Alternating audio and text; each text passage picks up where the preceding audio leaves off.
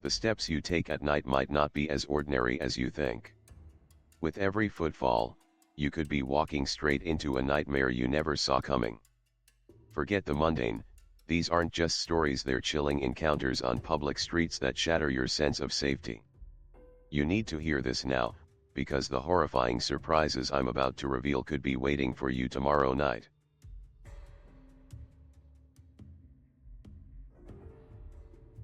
The alarm clock had shrieked 12 hours earlier, but even now its metallic scream still echoed somewhere deep in my skull.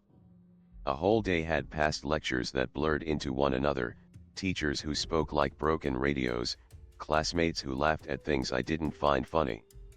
Debate practice had eaten 2 more hours of my life. Dinner was nothing more than a sandwich swallowed between questions about my grades and my future. And now, as always, came Avi. Avi was my dog. A shepherd lab mix with ears that never decided if they wanted to stand upright or flop sideways.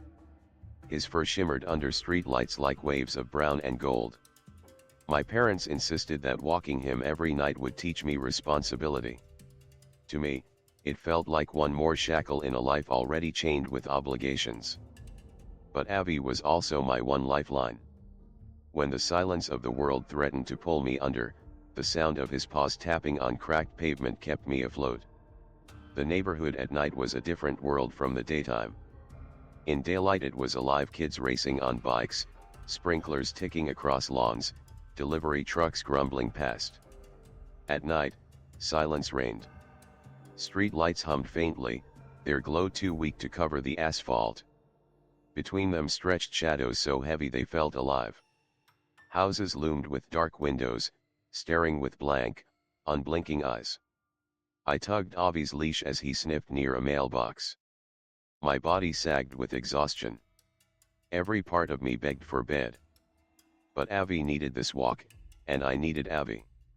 The leash between us wasn't just leather, it was proof I was still connected to something. As we neared the cul-de-sac at the far end of the block, I noticed how much darker it was there. Only one street lamp burned, buzzing weakly as if preparing to die. Avi stopped, ears pricked, eyes fixed on something ahead. I followed his gaze. Nothing. Just a trash can, a sagging basketball hoop, shadows stretching across the road. "You're just tired," I whispered to myself. But my skin prickled, every nerve awake. Avi's body trembled, as if he heard a sound I couldn't. We kept walking, but the night felt different now. Too quiet. Too heavy. As though the silence itself was waiting. That's when I saw him. At first he was just a shape tall, still, at the far corner of the block. Then the shape sharpened into a man. He wore a heavy coat despite the mild air, a cap pulled low. Beside him stood a pit bull, thick-muscled, its leash slack but its body tense.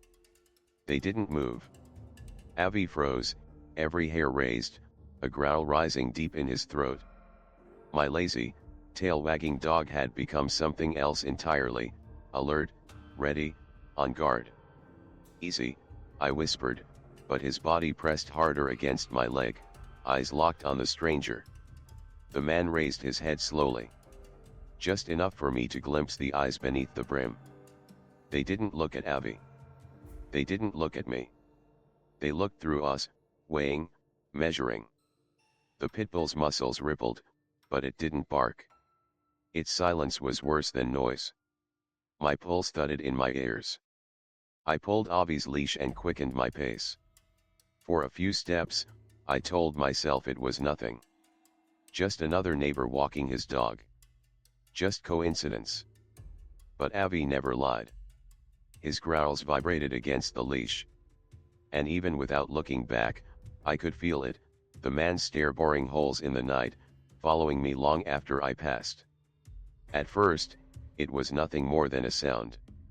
A faint rhythm, too regular to be the wind, too deliberate to be coincidence. Footsteps. Avi's ears twitched. My chest tightened. I tried to convince myself it was only my imagination.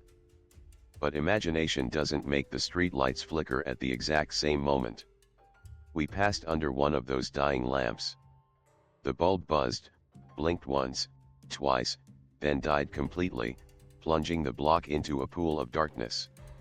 The silence grew heavier. I swallowed, forcing my pace steady. My mind raced for explanations. Maybe it was another walker. Maybe just a night jogger. But the timing was wrong. Every step I took, half a beat later step, step, step, the sound echoed mine. Shadows warped at the edges of vision. A curtain swayed though there was no wind. My breath misted in the cool night air, but another puff of white seemed to linger further down the street, as though someone else was exhaling in rhythm with me. "You're fine," I muttered, too loud, like saying the words might build a wall against the fear clawing its way inside. "You're just tired. That's all." But Avi didn't buy it. His growl grew deeper, vibrating through the leash. He pressed against my leg, his body tense like a drawn bow. My eyes flicked back over my shoulder. For a moment, nothing. Just the stretch of empty street, the weak glow of lamps, the shadows crawling across the pavement. And then movement. A shape rounding the corner, slow, unhurried, steady. The man. The code. The pit bull. Closer now. My heart slammed into my ribs. I stumbled forward, tugging Avi's leash. He barked, sharp and violent, breaking the silence into shards. The man didn't stop. He didn't run, not at first. He just followed, every step a deliberate echo of mine. The pit bull at his side was silent, its body coiled, waiting for a signal. My pulse roared in my ears. "Come on, Avi," I hissed, and we broke into a run. The world blurred. Street lights streaked past, their glow twisting into elongated halos. Shadows clung to my legs, grabbing, pulling. Avi barked so hard it rattled his body, his leash jerking like a live wire in my hand. Behind us, the sound changed. The footsteps quickened. Heavy, pounding. The pitbull's nails scraped the pavement, fast, relentless. I ran harder. My lungs burned, the air sharp knives slicing through my chest. My sneakers slapped the asphalt, slipping on loose gravel as I darted down a side street. The houses blurred into faceless shapes, their windows blank eyes watching the scene unfold. A whistle cut through the night. Shrill. Commanding.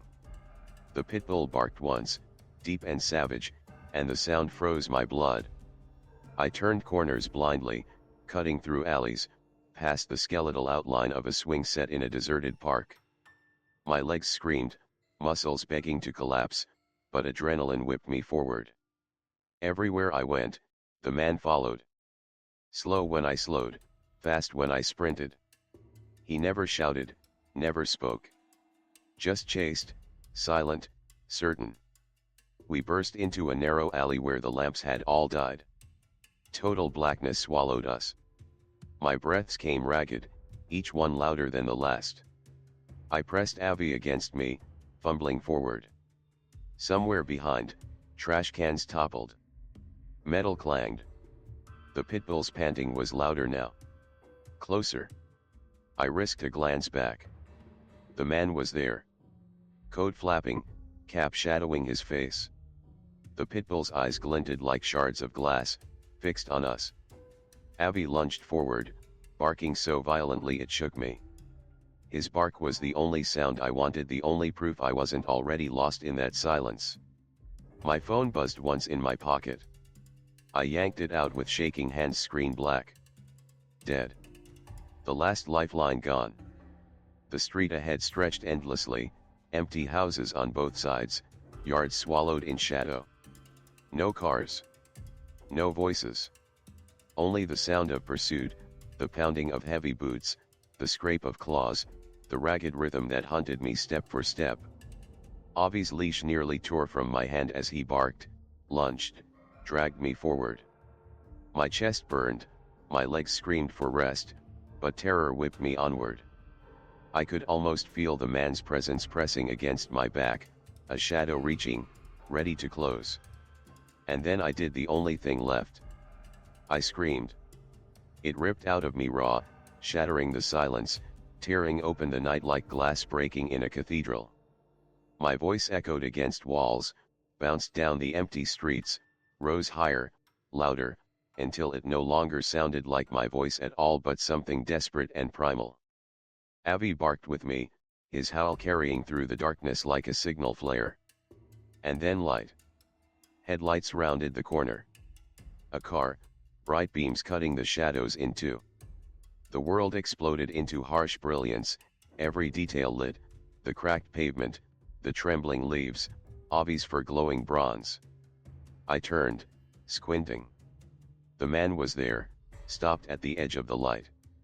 His coat hung limp, the brim of his cap casting his face in shadow. The pit bull strained at its leash, muscles twitching, teeth bared. But he didn't move forward. He just stared. For one heartbeat. 2. 3. Then he stepped back. Another step. Another. Until the darkness swallowed him whole. The car slowed. A familiar face leaned out, a neighbor, eyes wide, words tangled in confusion. "Are you okay? What happened?" I couldn't answer. My throat was raw, my body trembling. All I could do was cling to Avi, who still growled low, staring into the night where the man had disappeared. The neighbor walked me home. Their voice was a blur, something about calling the police, something about how pale I looked. None of it reached me. My world had narrowed to Avi's trembling body pressed against my leg, to the fading echo of footsteps I could still hear inside my skull. I didn't see the man again. Not that night. Not the next. Not ever. But he never left me. In the days after, I pretended everything was fine. I went to school. I sat through classes. I walked through hallways that buzzed with laughter and chatter. But inside, something had cracked. At night, the silence no longer comforted me. It pressed down heavy, suffocating. Every creak of the floorboards set my heart racing. Every bark from a dog down the street froze me in place. Sometimes, when the wind rattled the windows just right, I swore I could hear it again, step, step, step. I stopped walking Avi after dark. I couldn't. My parents didn't understand, but I didn't care. I walked him in the daylight, where the world was loud and alive. At night, I locked the doors, drew the curtains, and sat with the lights on, waiting for morning. Because I knew something now. Something I wished I didn't. It wasn't just that the man was out there. It was that he had chosen me. Out of all the empty streets, all the silent houses, he had picked me to follow. And if he could once, he could again. That thought lived in my chest like a second heartbeat. I can't tell you who he was. I can't tell you what he wanted. Maybe a predator. Maybe just a shadow wearing the shape of a man. Maybe worse. But I can tell you this. Don't ignore your instincts. Fatigue dulls your body, but fear sharpens it for a reason. When every hair on your neck stands, when your dog growls at nothing, when your gut whispers run, listen.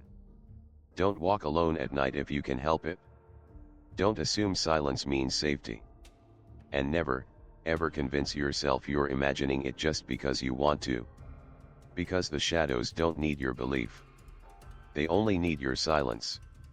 Stay safe. And stay in the light.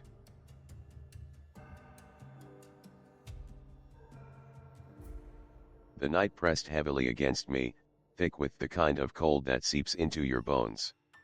I had just dropped Claire off at her apartment. We'd spent the evening at the diner on Main Street, sitting in a booth too small for us, stealing each other's fries, laughing over milkshakes until even the waitress began giving us the side eye. By the time I finally walked her to her door and said goodbye, the world had turned silent. The streets were empty, the city settling into the dull hum of night. My ankle throbbed with every step. The same injury that had kept me off the court for a week was still there, a dull ache that flared up with each uneven step. I shifted the strap of my backpack over my shoulder and limped down the empty street, the cool night air biting at my exposed skin. It wasn't a long walk home, but it felt longer every time I made it. The only thing I had to look forward to was the asylum looming ahead. The massive structure was a relic of the past, its broken windows and crumbling brick walls an eyesore. But that wasn't the worst part. The worst part was the stillness. The way it swallowed up the street, like the building was breathing, inhaling all the light and sound until there was only shadow. The street lights flickered above me, casting weak halos on the pavement. I kept my eyes ahead, my breath fogging the cold air, my steps dragging, tired. The road stretched on, a long, lonely path between me and home. But there was something about the asylum at night. The way it watched. I quickened my pace as I neared it, trying to shake the growing sense of unease. Just walk past it? Get through it? That was always the trick. But tonight, it felt different. The air felt thicker, heavier, as if the building were somehow alive, waiting. I was almost past the entrance when I saw him. At first, I thought he was a statue standing perfectly still, facing the road, like he was waiting for something. Maybe a ride, maybe just someone. But the longer I looked, the more I realized how wrong it was. There was no movement. No shifting of weight. No pulling out of a phone. He was simply standing there, too still, too perfect. I tried to ignore him, tried to walk by as though he were just another part of the night. But there was something about him. The way he wasn't moving. The way he seemed to be staring at nothing. Or was he staring at me?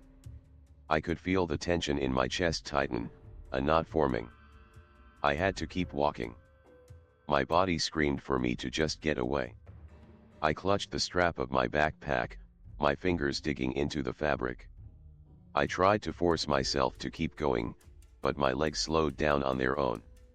Every part of me was screaming to turn around, to run, to scream. But I didn't. I just kept walking. As I got closer, I realized that the man wasn't facing the building. He wasn't looking at anything at all, just standing, rigid, as though waiting. His coat was heavy, his cap pulled low over his face, but I could feel his eyes under the brim, locked onto me. It felt wrong. Like I wasn't supposed to see him. Like he was watching me, not just standing there like an ordinary person. There was something in the way he stood that sent a chill down my spine. I had to look away. I kept walking, but I could feel him. His eyes never left me. His presence pressed against me, suffocating me. I tried to make it look like I wasn't even paying attention, but it was impossible. Every step I took felt like it brought me closer to him, even though I was walking away. It was like a warning. The way he stood there unmoving, unblinking. It wasn't normal. I kept walking, my steps deliberate, ignoring the gnawing fear growing in my chest. My pulse quickened, and my fingers brushed against the keys in my pocket. "You're fine," I told myself. "Just keep walking. Don't look back." But then I heard it. A soft click. I froze mid-step. The unmistakable sound of a footstep. Behind me. I turned, but the man was still standing there, unmoving. His eyes hadn't changed, hadn't shifted. It was almost as if he hadn't even moved. But I heard it. That click. Another step. Click. It was too much. My heart raced, pounding in my chest. I wasn't imagining it. He was moving. Slowly, carefully. I began walking faster, my steps quickening to a near run, trying to push through the terror clawing at my insides. I didn't look back again, but I could hear him. Every step. Closer. I could feel him now. Every step behind me was an echo of my own. The sound was relentless, matching my pace, almost as if he were right on top of me, breathing down my neck. I couldn't tell if it was real, if I was just imagining it. But the footsteps didn't stop. Click. Click. I sped up. I pushed myself harder, but my body was starting to betray me. My ankle screamed with every step, sending sharp pangs through my leg, but I didn't stop. I couldn't stop. Avi, my dog, pulled at the leash, sensing my fear. He was barking now, low and urgent. He didn't like what was happening either. His growls grew louder, more desperate. The sound behind me grew louder too. The man was getting closer. His footsteps were steady, precise. I could feel him behind me, closing in, the rhythm of his steps echoing like a heartbeat in the dark. I glanced behind me. Nothing. No one. The street was empty. But I could hear him. I could hear him like he was standing right there. I quickened my pace again, my heart hammering in my chest, panic rising like a tide. There was nowhere to run. The road ahead stretched on and on, but the man would catch me soon. I could feel it. Every step brought him closer. I had to find cover. I had to get away. I rounded the corner into a narrow alleyway, my breath coming in shallow bursts. The alley was dark, the shadows deep and heavy. My footsteps were muffled against the damp ground, but the sound of his steps followed. I pushed forward, limping as fast as I could, the pain in my ankle growing unbearable with each step. My mind raced for an escape. I knew this alley. It curved behind a row of houses and led into another street. But it would take time. Time I didn't have. Avi tugged on the leash, pulling me forward. I could feel his energy, his need to escape, his anxiety in the way he strained against me. But the man, he was close. Too close. I glanced behind me. Nothing. No one. Click. The sound was louder. It echoed off the brick walls of the alley. I could feel his presence in the air, thick and suffocating, like a weight pressing against my chest. I turned another corner. The alley narrowed, forcing me to move faster. The end was near, but so was the man. He wasn't rushing. He wasn't running. He was walking. Waiting. Watching. I kept running, the pain in my ankle unbearable now. My vision blurred with exhaustion. And then, just as I reached the end of the alley, I saw it, the gap in the fence. A way out. I darted for it, hoping, praying that I could escape. But as I squeezed through, I knew I wasn't free. Not yet.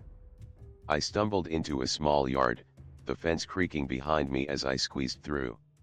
My ankle was on fire, but I kept running, pushing through the pain. The yard was empty, just a patch of grass and an old shed at the far end. Avi barked at my side, pulling me toward the shed. I didn't stop. I couldn't. I glanced over my shoulder, but there was nothing. No footsteps. No shadow. But I knew he was close. I could feel him. I reached the shed, ducking behind it, pressing myself flat against the cold wood. My breath came in short, shallow bursts. The footsteps stopped. I could feel the stillness in the air.